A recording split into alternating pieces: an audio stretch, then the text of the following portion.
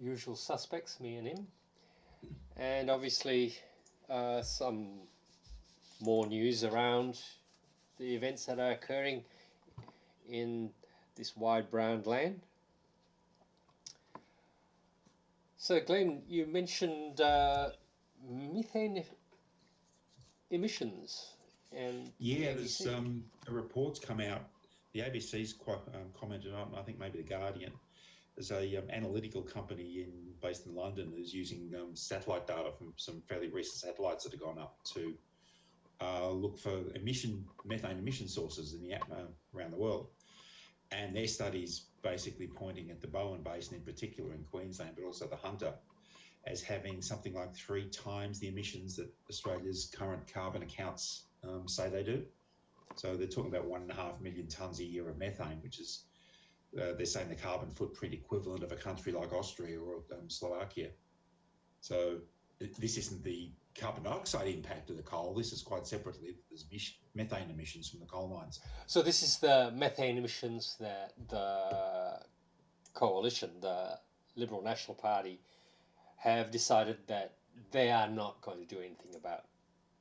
Yeah, they haven't signed up to a methane reduction target at all.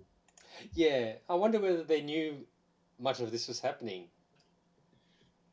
From the report I read so far, that the government or the departments are sort of sticking with the older figures from the IPCC, but that the data from satellites wasn't reliable enough. But this company says that there have been some new satellites gone up in the last couple of years and that they've got much better accuracy. So I think I tend to lean towards the results of what they're reporting.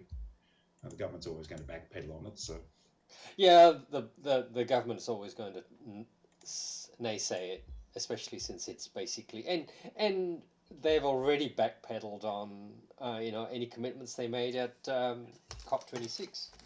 yeah, So it's really and might seem like out of step, but it seems like we have the same government we've had for the last uh, while. by the election next year, it'll be 9 years.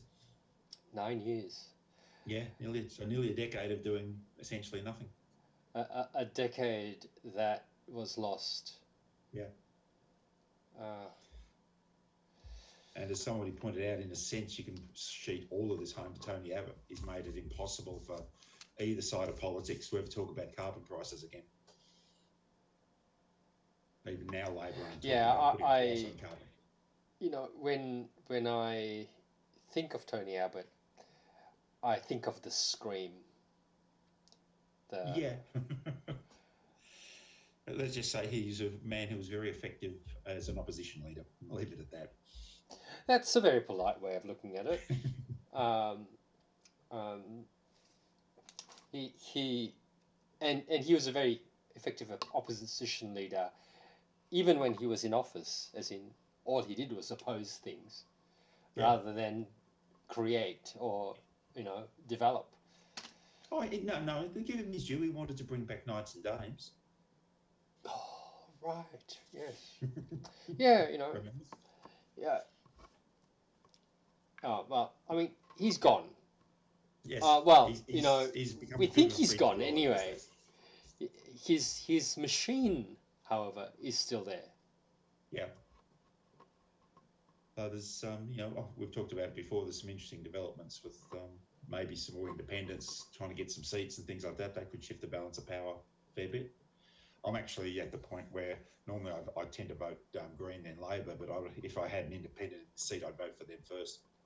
I think it would probably be very good for Labor to actually be in minority government with a crossbench of grown-up independents to work with. It might actually rehabilitate them in front of the Australian public and all sorts of things. Yeah. The difficulty is at the same time as this is happening, I think Clive Palmer is promising to put a to contest every seat.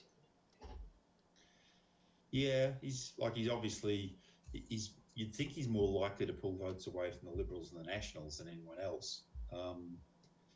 So you could end up with a smaller Liberal and National government because there's a few Clive Palmer representatives in there. But if these other groups can get enough moderate Liberal seats effectively, and Greg Hunt's announced his retirement, so the incumbency effect on his seat's going to vanish. So, it's hard to tell how effective these independents might be, but there's some fairly serious players behind it.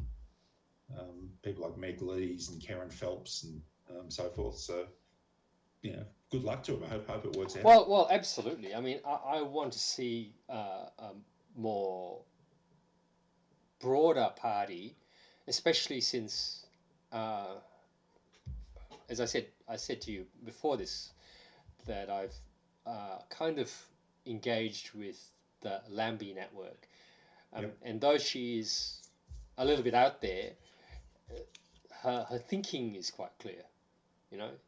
You do need to have, and she's an independent out of that, you do need to basically stop pandering to the left and the right, or the green and the blue, and start putting in some more people who basically can think clearly rather than toe the line. Yeah. Well, I still think fairly well of most of the people in Labor.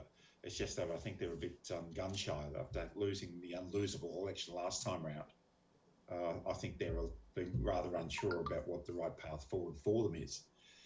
If they could get back into power with a crossbench that keeps them honest, I think that would allow them to rehabilitate themselves with the Australian people, and they could then govern for several terms. So Labor's basically unveiled its climate policy, or broad brush. Target. Yeah, it's come out and said that their 2030 target will be 43%. So it's down 2% on what it was at the last election. Haven't seen yet what the actual policies are of how they'll achieve it, although there is some suggestion that they're not looking at fuel efficiency standards for fuel, which would be one way you could try and drive the EV uptake. So I think they're concerned about what that might do to petrol prices. Because Australia's actually got a problem. We've got such poor fuel standards that our refineries, I don't think, can handle the lower sulphur content needed for the higher standard fuels. So there might need to be work done on refineries and all sorts of things just to be able to do it. So I'm not too sure how easy that is.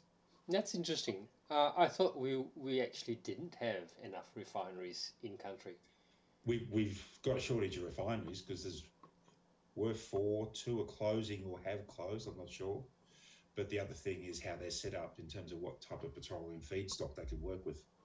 Because you don't just build a refinery and refine any sort of petroleum, you tend to tune your refinery for the makeup of your feedstock. I thought we had quite high quality feedstock.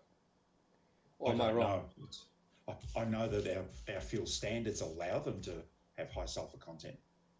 And if a lot of the better quality cars that we don't see, they can't run on that sort of fuel. So I think they do actually need to reduce the sulphur content of our petrol and diesel. In that sense, if we are not really leaning on petrol refinery, shouldn't that make it easier for us to transition? It should, but we've actually got to get the range of electric models into the country. We don't see many of the electric cars that are out there. That they're not brought to Australia, so we're a dumping ground for less efficient models and things like that. So yes, getting off, if we don't have a large petroleum refining industry ourselves, getting to electric vehicles in one sense looks straightforward, but you've got to have the policies that actually get the number of models into the country. Yeah, and I mean, fuel efficiency standards is one way to do it. In Europe, they've also got things like the car companies have to achieve a particular standard over the range of all their models, so they can have some bad models as long as they have enough EVs and things like that. So, I hope Labor gets a little bit braver on this one. Ultimately, it is. This is something that really crosses all parties in a sense.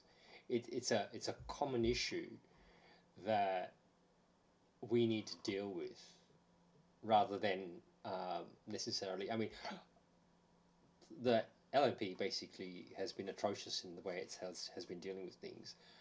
But given the right impetus, don't you think they really will switch out the people that are causing this negative approach? I think if they lose the election, there'll be a stock taking done by them.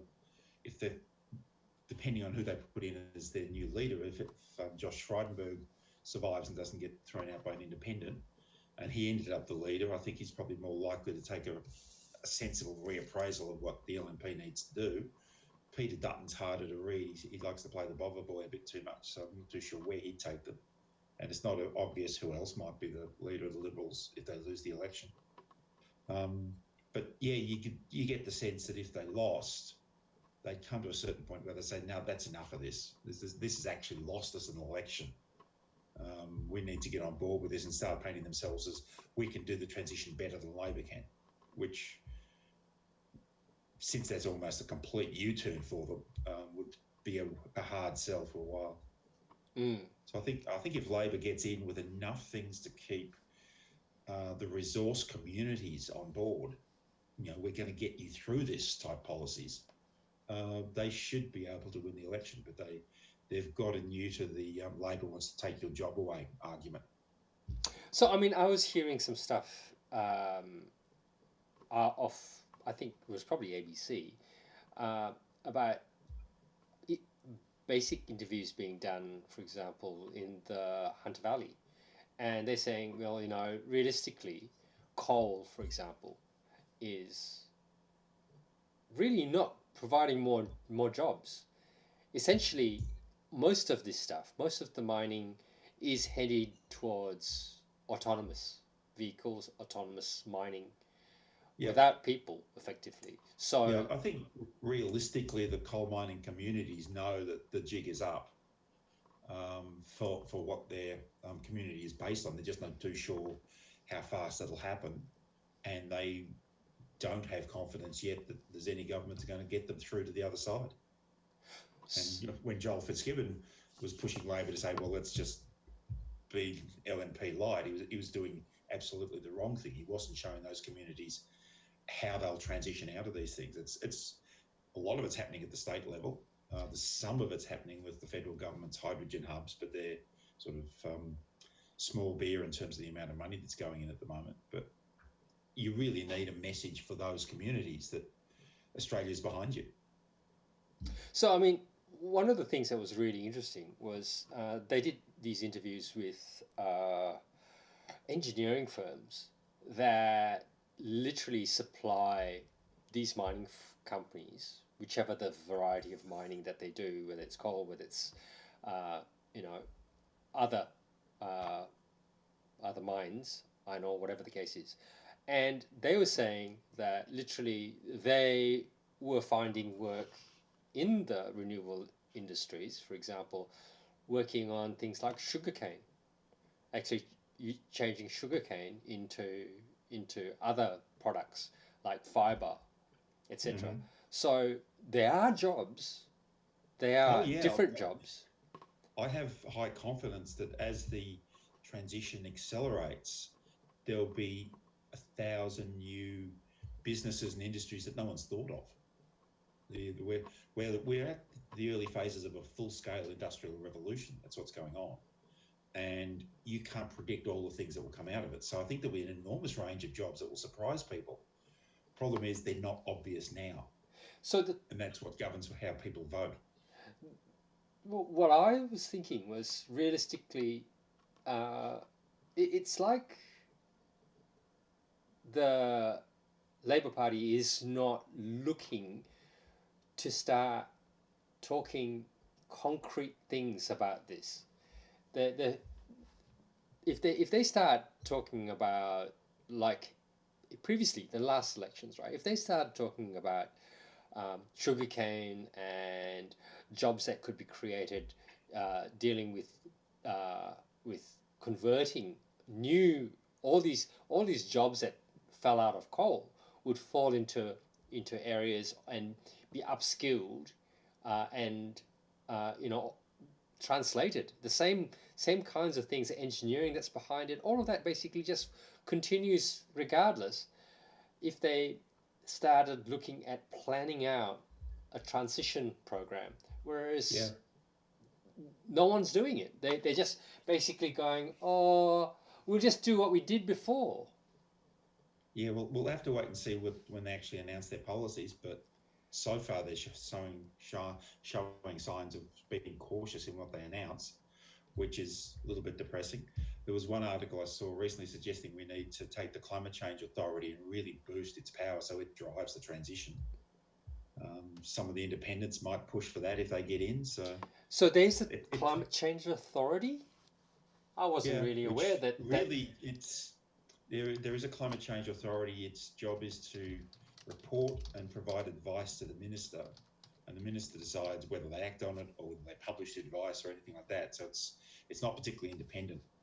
One article I was reading suggested it should be set up with the same level of independence that the Reserve Bank has to actually run climate transition policy and take it out of the hands of the politicians. That's a big change, but if you could get it through, it would probably be a really good one.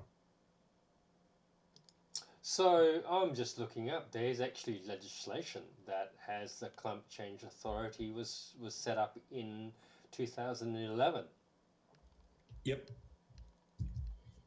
I think it was one of the various things that happened under Julie Gillard's government with that nice, effective group of independents: Rod Oakeshott, Tony Windsor, Andrew Wilkie. They got some good stuff done. Wow. You know, you can see a difference of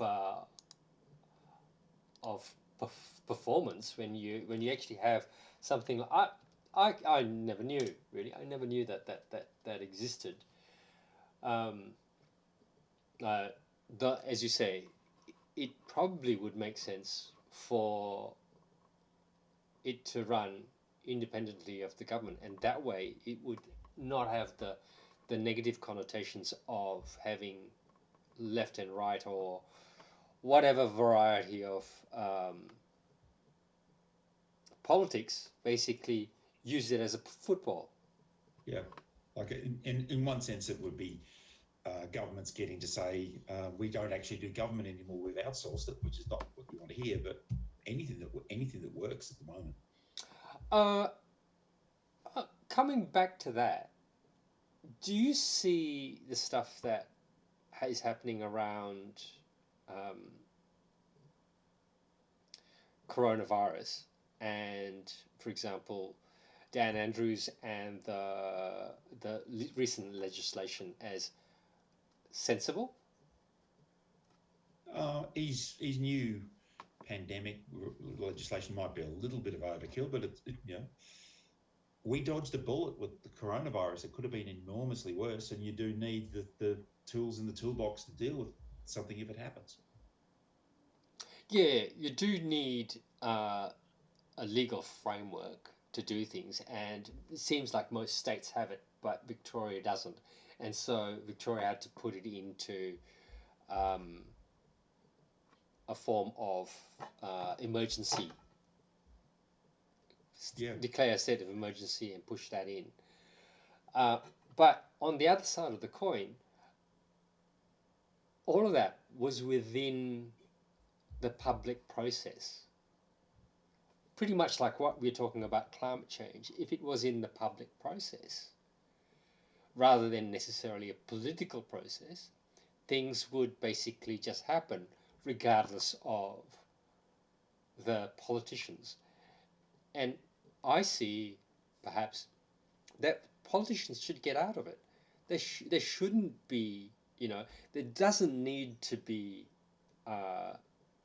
the protests and the riots and everything else if that part of the government or the operation of the government that's dealing with it does deal with it on a very factual basis.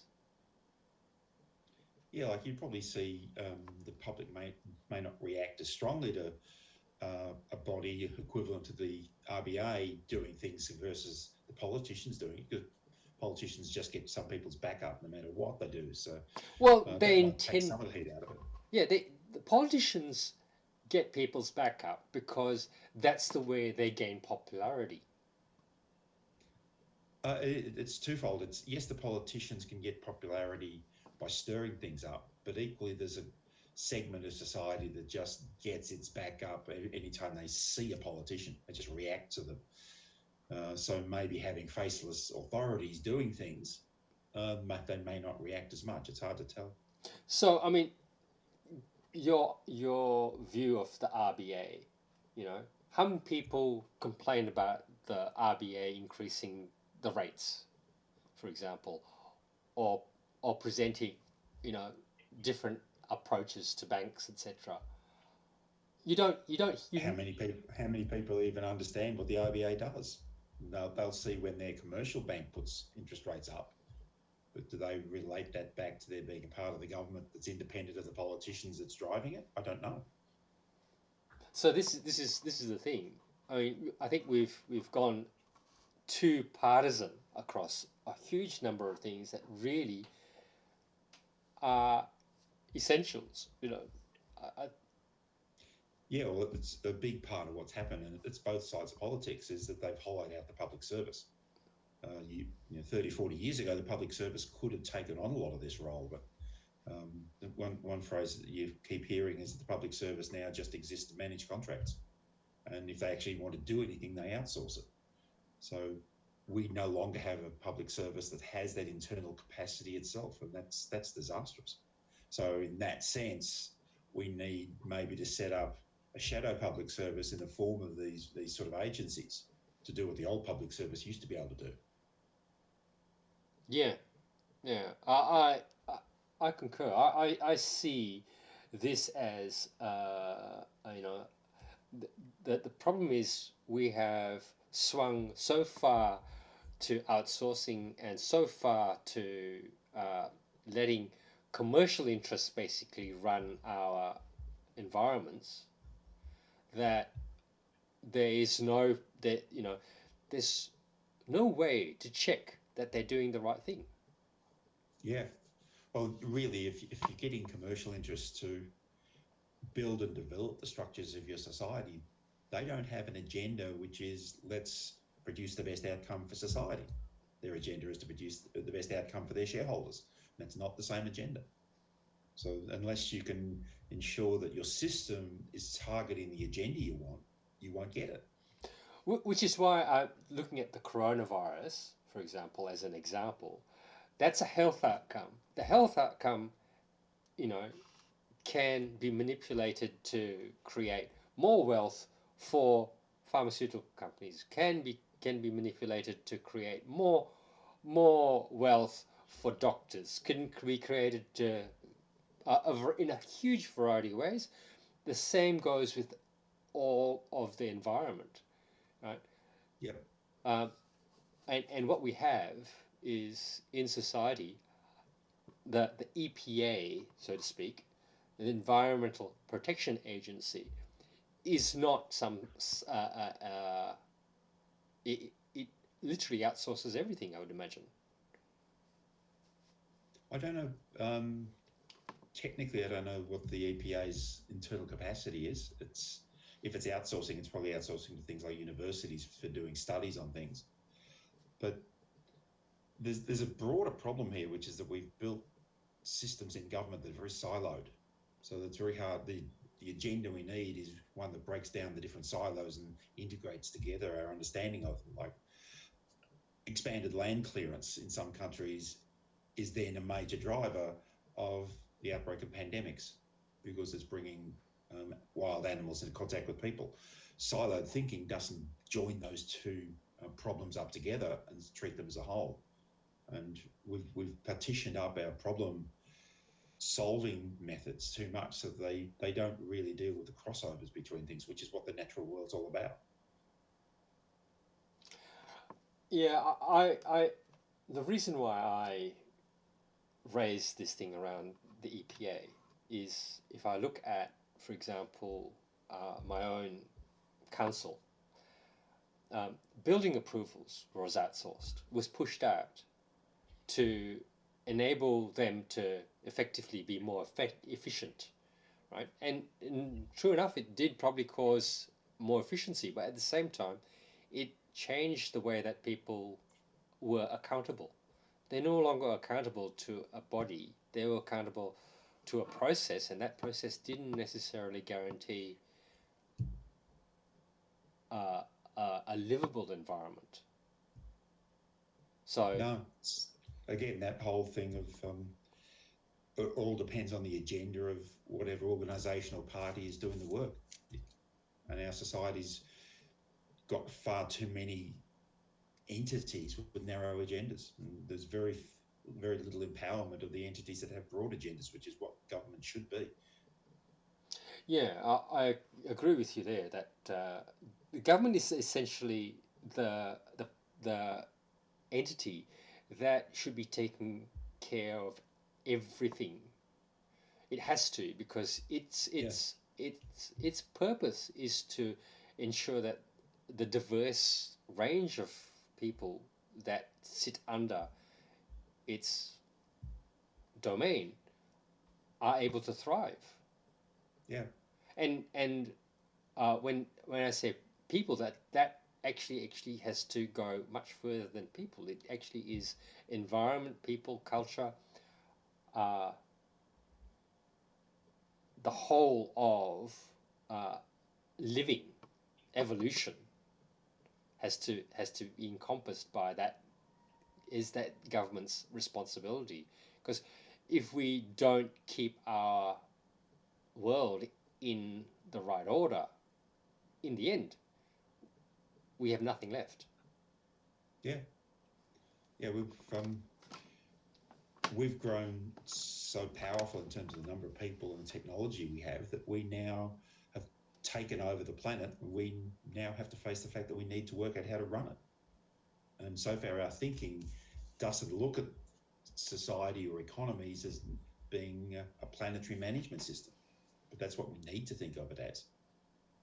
Yeah, and I think the way that we're structured in any case ends up that uh, there are, what, 200, less than 200 countries in the world, and each of them basically has some level of sovereignty and can decide to do whatever they want with wherever they are, and ultimately that doesn't engender a cohesive organization.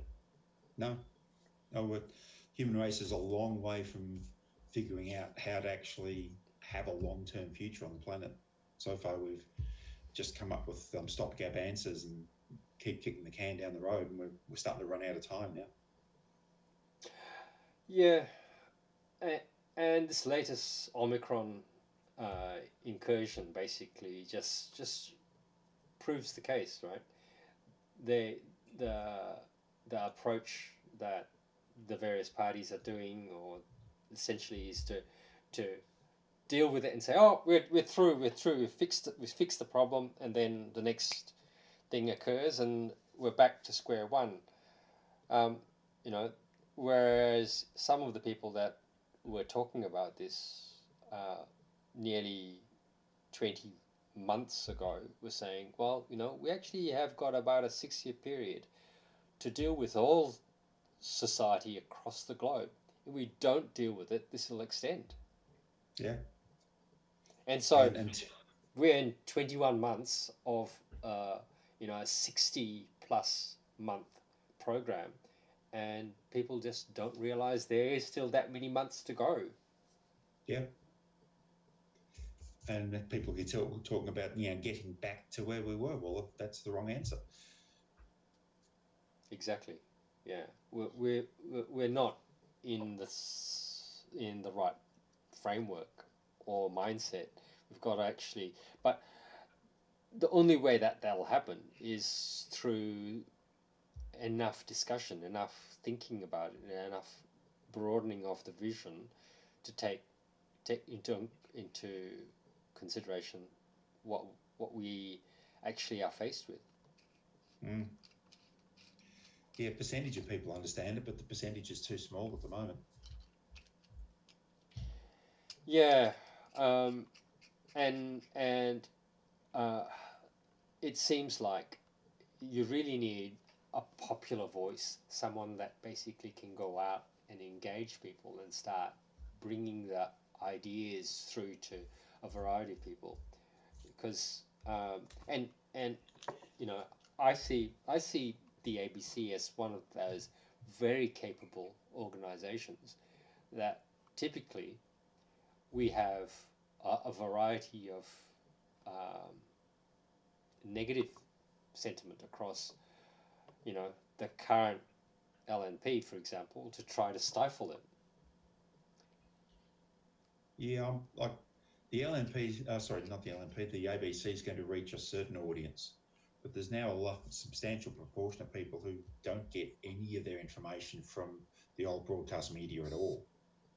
They get it all from social media and feeds and things like that, and often it's just skimming the little headlines on it. So you need a whole different way of reaching out to what is effectively another generation that doesn't use conventional news at all. We're probably a little biased in our thinking because we're, as you've said, we're both over 60. We remember a different way of looking at information. Uh, I I think then, even though that does happen, it does require the the media, the specific frameworks that we're doing things with, to change to address that different consumption pattern.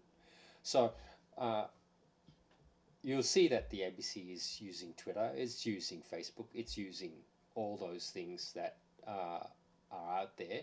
It might not be. There are certainly things like Instagram and Snapchat, which are not naturally inclined to be able to feed news, and there seems to be a reluctance of people actually taking an interest in news because it seems to Yeah, be always bad.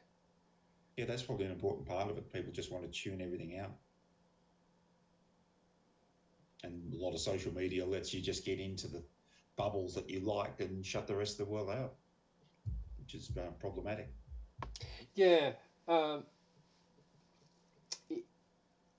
I mean, I'm encouraged though by people like my adopted daughter, which effectively, or de facto daughter, should I say, that I can see them evolve from that situation that they are interested in only the things that they're interested in, and then it it broadens, and you can see them consuming other things that are happening, and other Yeah, things that are more that are, and we have conversations that are much more um, broader now, yeah, right? It's not yeah. just. There's a percentage of younger people who are very capable in those sort of technology spaces who can use it and are doing it. What I don't know is what percentage of those younger groups are engaged with this sort of thing. Someone like your Samara is. What's the percentage of that age group that are engaged with it? I don't know. If it's the Well, vast majority of them, that's fantastic. If it's only a concerned minority, then that's a different situation. I don't know. I mean, I've got another example of Philip, who basically uh, he's not engaging around, for example, the climate change area at all whatsoever. Um, it's like it's a negative for him, you know. Yeah, Whereas it's his generation that's actually going to suffer this, and he admits that's his generation's problem to fix, not my generation's problem to fix. Um, I'll be long dead when it actually truly hits, yeah, right? When the the the parched deserts of Australia basically extend to the point where we won't be able to grow things. So and he'll be in his dotage, suffering that situation, but still no interest. No, it's like the bad news is so bad they don't want to know about it. Yeah, there's an element of that. There's also, to engage with it, you've got to do something which doesn't come easily to most people, which is to engage with big picture thinking and perspectives. Most people live in their personal lives, in their day-to-day world, and ask them to routinely spend their life engaging with big picture stuff doesn't come easily at all. Hmm. That like doesn't seem like there's a solution to this at this point in time. There's not an easy way to to force feed the information to a variety of people. It seems like things like the project, for example, which uh, injects humor into a whole lot of stuff, bringing silly ideas into news, um, but also dealing with some of the critical stuff is one way of actually changing a variety of people. And I see that, for example, has been helpful for cultivating Samara across to something more interesting, Mm-hmm. more meaningful. Yep. But not everyone looks for that. Not and our weekly discussion, or sometimes weekly discussion, doesn't entail that humorous aspect of things. It deals with the the being blunt, the totally, you know, let's look at it so plainly that it's scary. Yeah, and a difficult one there. You can use humour to get people to engage, but at the same time, by using humour, you're diminishing your understanding of the scale of the problem. So, are you coming out ahead? I don't know. Uh, I think there it's a numbers game. I think around this is about trying to get the information out to as broad a number of people as possible, improving your chances of actually getting engagement across an area. And sure, you're going to dumb some stuff down, right? Yep. And uh, not to say I'm an elitist in any fashion or smartest cookie in the bunch or whatever the case is, but it does seem like the majority of humanity, the majority of people that's out there, are not interested in the smart stuff. They're not Yeah. interested in working their brain. Well, I think we've talked about this before. It's actually a recognised bias in how the human mind works, that we avoid the mentally taxing stuff if we can. It actually literally saves energy. We don't need to find as much food. Yeah, I So mean, we're not wired to think deeply. it's all well and good, and it's all right, So we found an excuse for us to be lazy, which is fine, and normal. But the fact is that laziness is going to kill us. Yeah. And does that mean it's time for us to? Oh, I just noticed. Wheezy Joe Overturf says, "Keep up the good word, dog." Thank you.